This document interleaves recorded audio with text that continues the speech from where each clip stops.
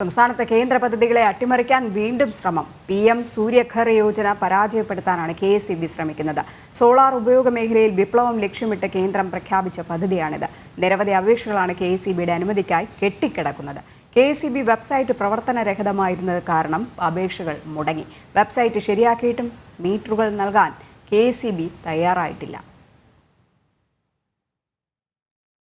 Solar ഉപയോഗ മേഖലയിൽ വിപ്ലവം സൃഷ്ടിക്കാനായി പ്രധാനമന്ത്രി പ്രഖ്യാപിച്ച പദ്ധതിയാണ് PM സൂര്യഘർ യോജന.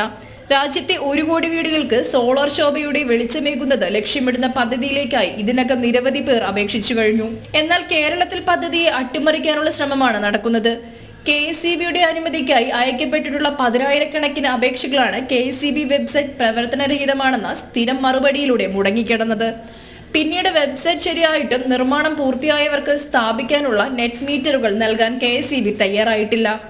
പദ്ധതിക്ക് ആവശ്യമായ മീറ്ററുകൾ പുറത്തുനിന്ന് വാങ്ങാനും ലഭ്യമല്ലെന്ന് ഉപഭോക്താക്കൾ പറയുന്നു.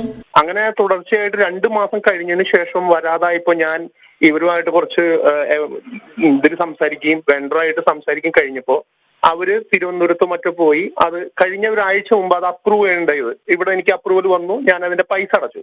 അപ്പോഴും എന്റെ പ്രശ്നം തീർന്നിട്ടില്ല.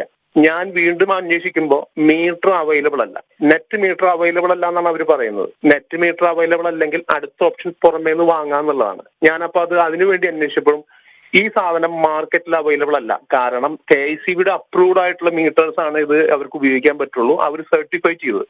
സ്വാഭാവികമായിട്ടും അതും അവൈലബിൾ അല്ല. ചുരുക്കി പറഞ്ഞാൽ ഈ സാധനം എനിക്ക് മാർക്കറ്റിലും അവൈലബിൾ അല്ല, KSEBയുടെ അടുത്തും അവൈലബിൾ അല്ലാത്തതുകൊണ്ട് ഞാൻ ഇപ്പോഴും KSEB ബില്ല് അടച്ചുകൊണ്ടിരിക്കുകയാണ്. ഇത്ര എമൗണ്ട് ഞാൻ ഇൻവെസ്റ്റ് ചെയ്തു, 2 മാസം കഴിഞ്ഞു, 2.5 മാസം ആവുന്നു, ഇപ്പോഴും ഞാൻ KSEB ബില്ല് അടയ്ക്കണോ? KSEBയുടെ അനുമതിയോടെ ലഭിക്കേണ്ട മീറ്ററുകളാണ് ഉപഭോക്താക്കൾക്ക് ലഭിക്കാത്തത്. അതേസമയം സംസ്ഥാന സർക്കാർ സൗജന്യമായി സോളാർ കണക്ഷൻ നൽകുന്നുവെന്ന വ്യാജ പ്രചരണവും നടക്കുന്നുണ്ട്. ഉപഭോക്താക്കളെ ഫോണിലൂടെ ബന്ധപ്പെട്ടാണ് വ്യാജ പ്രചരണം നടത്തുന്നത്. സോളാറിന്റെ കണക്ഷൻ അതെങ്ങനെയാ? ഏത് ഗവൺമെന്റാ? കേരള ഗവൺമെന്റ് ആണ്. ഓ, എങ്ങനെയാ വരുന്നത്? സബ്സിഡി വരുന്നുണ്ടോ? സബ്സിഡി അല്ല, ഇത് ഫ്രീ കണക്ഷൻ ആണ്. ഗവൺമെന്റ് നേരിട്ട് കൊടുക്കുന്ന ഫ്രീ കണക്ഷനോ? PM കുശം എന്ന് പറഞ്ഞ സ്കീമാണ് സർ. അതിന്റെ താഴെ ഈ കൃഷിയിൽ ഫ്രീ കണക്ഷൻ ഉള്ളവർക്കൊക്കെ ഗവൺമെന്റിൽ നിന്ന് ഫ്രീ ആയിട്ട് സോളാർ പാസ്സായിട്ടുണ്ട്. ഓ, അത് ഏത് സ്കീമാണ്? CM കുശം. കുശം സ്കീം. നിങ്ങൾ നെറ്റിൽ അടിച്ചു നോക്കി അതിനുള്ള ഡീറ്റെയിൽസ് വരും. കേന്ദ്ര സർക്കാർ സബ്സിഡിയോടെ നൽകുന്ന പദ്ധതികളെ പരാജയപ്പെടുത്താനുള്ള ശ്രമം വ്യാപകമാകുമ്പോൾ പ്രതിഷേധവും ശക്തമാകുകയാണ്. കേന്ദ്ര പദ്ധതികൾ ജനങ്ങളിലേക്ക് എത്തിയാൽ തിരഞ്ഞെടുപ്പിനെ ബാധിക്കുമെന്ന് ഭയപ്പെടുന്നവരാണ് ഇത്തരം നീക്കങ്ങൾ നടത്തുന്നതെന്നാണ് ഉയരുന്ന ആരോപണം. ജനം, തൃശൂർ.